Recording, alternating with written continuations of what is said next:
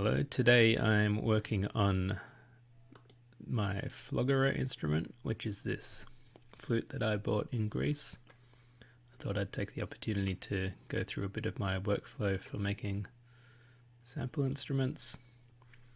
So you can see here I have this Logic project, which was for shakuhachi and Flogera sampling. So the shakuhachi samples are here on the left, Flogera on the right, and so these are all recorded in one big recording session, and then I drop that into Logic and start kind of breaking up the samples into individual notes.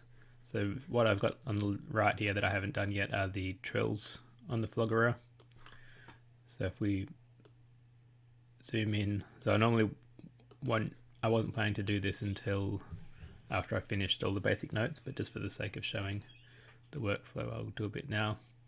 So what I do is I go through and find the like good notes. There's a lot of stuff here that's like background noise, or I hear a bad noise from the whistle. So here's one which is pretty good. So I'll just snip on either end of that to mark that it's a useful sample.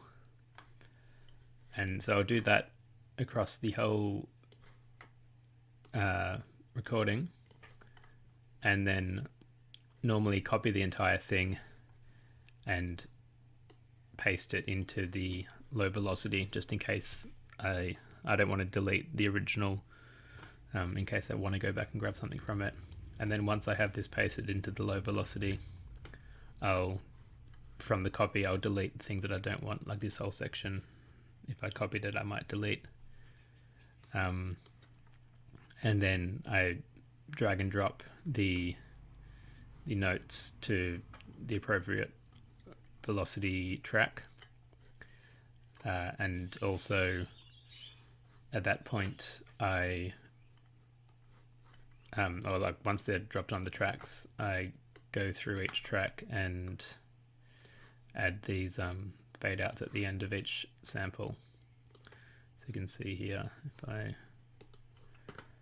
zoom in, it's just a curved fade out to avoid any clicks. And then I will export, because I've got multiple instruments here. So like if I was doing just the Flogera tracks, I would select all these and do export regions as audio files. And then normally they'll go into so you can do a consistent pattern. Like normally I'll do something like just custom and make that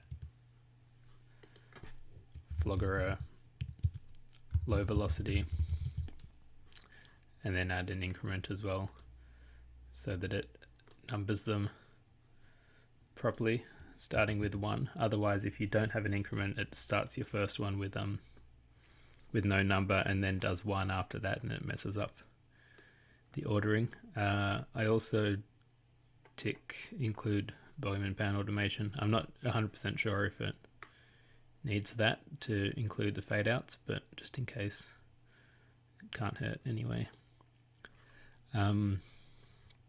So yeah, having done that, I would then have the samples together in folders like this.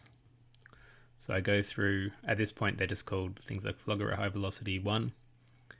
I go through and I name the note that's there.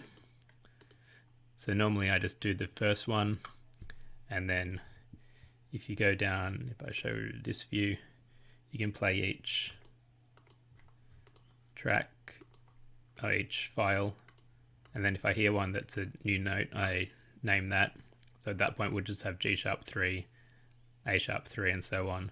And then once I've named each of the new ones, I can just go through and very quickly add the same note name and then the number to the end. So I'll do all the ones first and then go through and add 2, 3, 2, 3, 2, 3. You can see some of the samples I have 4 of, some of them I only have 2 or 3. So these are just round robins for the individual notes at a single velocity. So if we get into the instrument, I can mute that one now. So here we have the Kontakt file with the instrument. Before I start, I add these whips scripts if it's a wind instrument, which were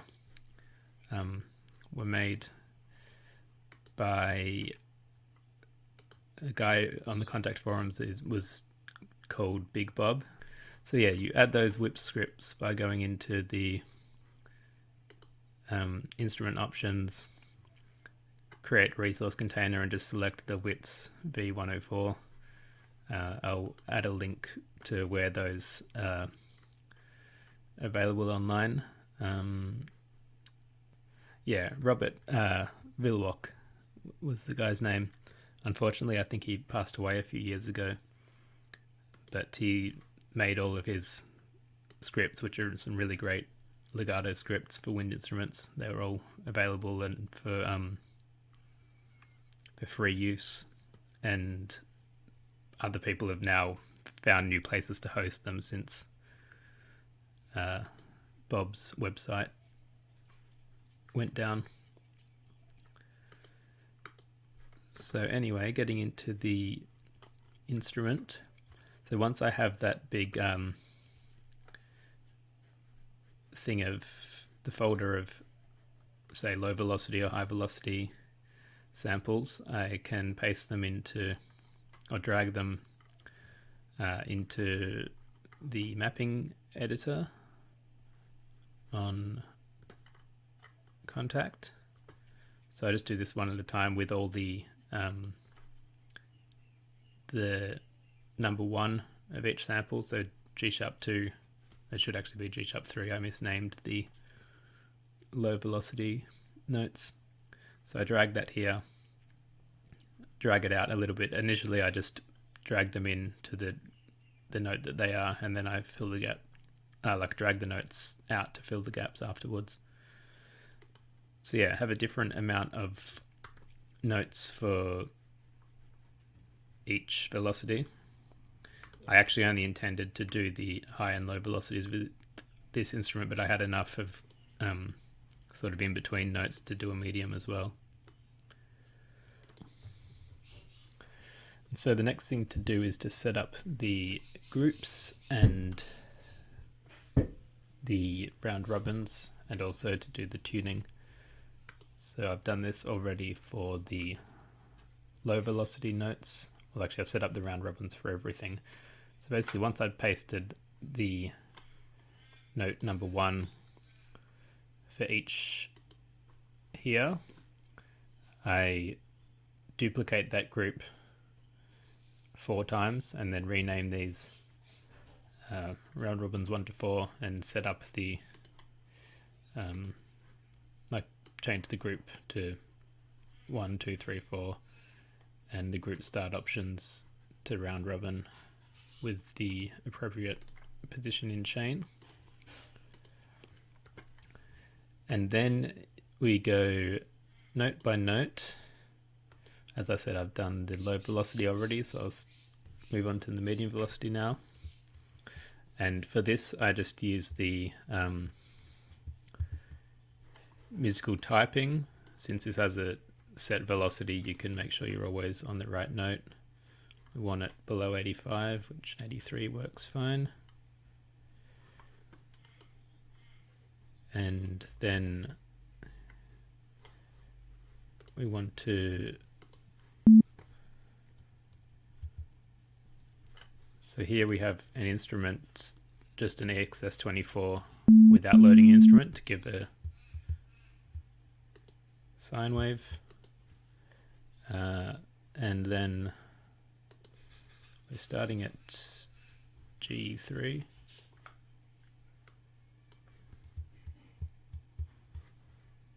Something's not playing.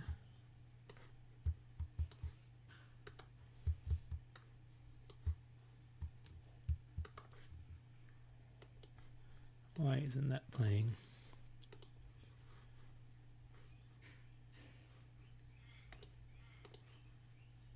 Alright, probably something to do with that. Yeah, okay.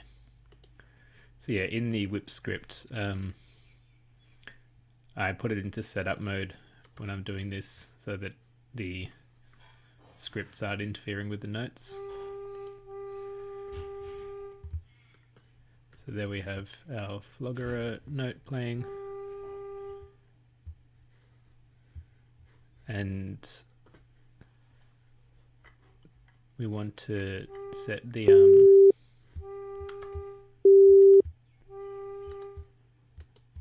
we want the tuning to be the same as the in tune note here, which sounds okay. We might do some more fine tuning later. And then in the close the wave editor for now. In the group editor, go through to the other round robins, select that sample and move them to 2. So we've only got 3 here. So I'll do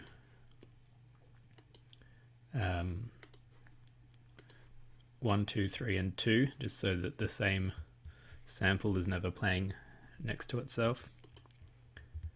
And then sometimes at this point I will find that a sample sounds a bit bad or doesn't really fit in with the others, and so this is sort of like the last round of quality control for bad samples, that this is a chance to take them out. So if one of these was bad, then I would just say that note 2 didn't sound good. I would do 1, 3, 1, 3 here. In an ideal world, we have 4 different notes for each sample. So that was round robin 1.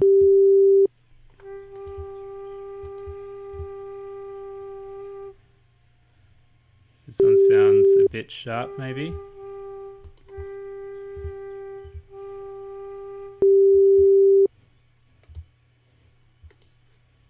You can also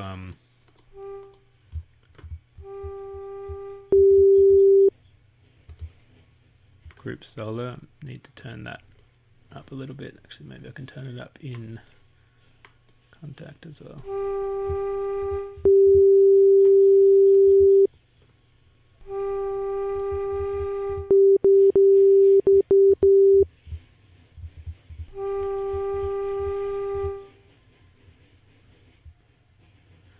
Yeah, you see that the notes also aren't, like my holding the note isn't perfect, so it's a bit, it goes a little sharp and then a little flat, but that seems okay. Check the others.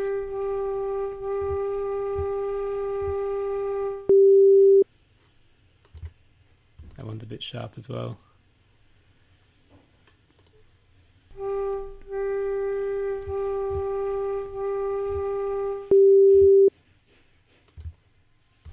Still a bit sharp.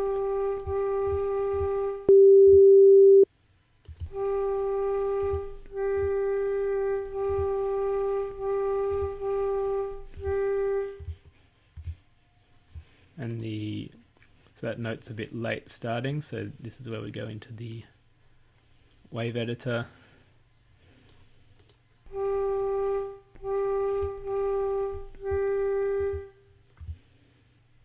Yeah, so that doesn't really start till about here. It sounds better. Sometimes as well you'll have the sample start a bit too far in and you'll get a bit of a click at the start of the sample. So if that's the case, you can drag this back. So yeah, this is pretty slow and repetitive point of the sampling process. So just going through each of these notes, selecting one by one the different round robins and tuning them all. That note I just did was actually pretty good as far as tuning goes, but some of them, because this isn't a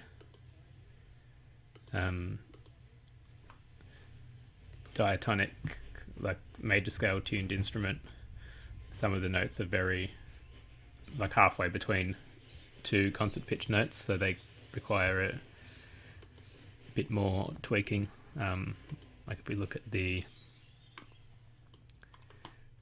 some of these low velocity notes I did yesterday, they're at like -32, +21, -52 here, so this one was really sharp. So yeah, maybe I'll give a quick demo of the low velocity since I've already done that. Needs to be below 40. I can put the whip scripts on so you can hear how that sounds. Crank this a little bit.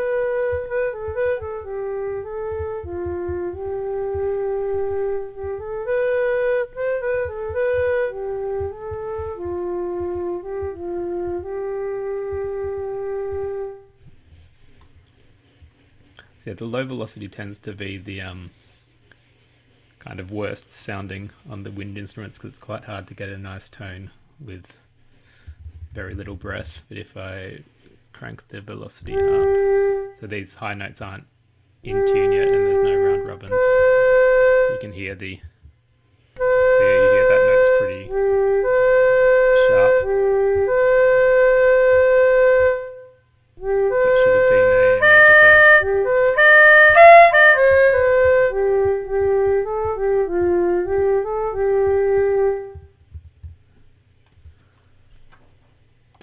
But yeah, going to be going through this today, hopefully get all the medium velocity ones done and then move on to high velocity.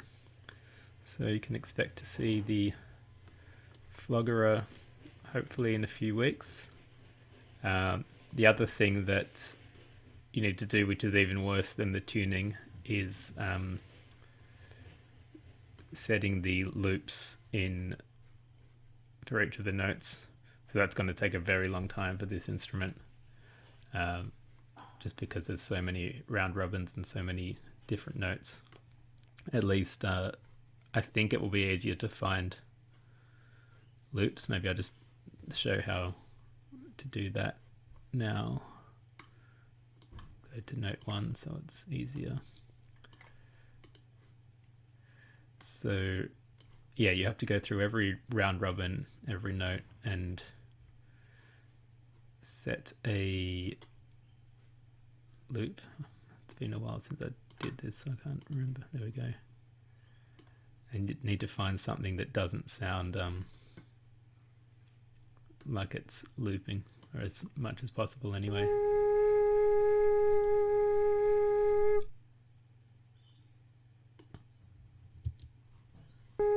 So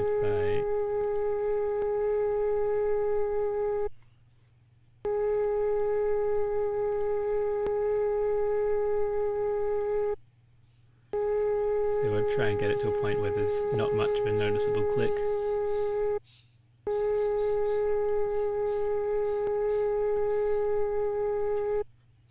So that was okay, and then crossfade if I normally around 300 if you...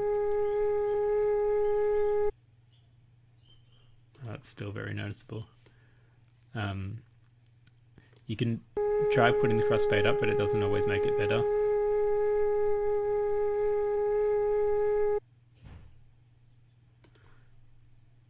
Sometimes it's better to just find a new spot to loop.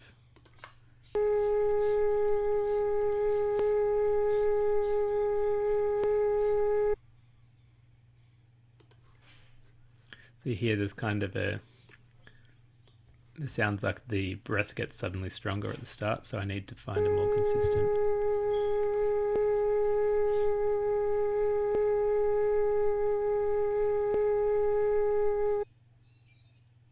Also the pitch is dropping a bit between the start and end.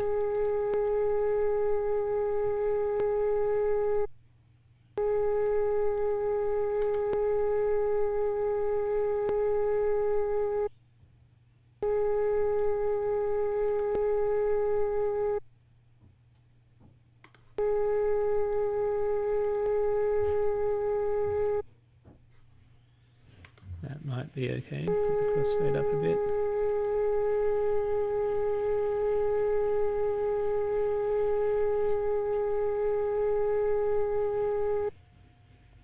Yeah, that sounds a bit smoother. I might still need some tweaking. But yeah, you do this for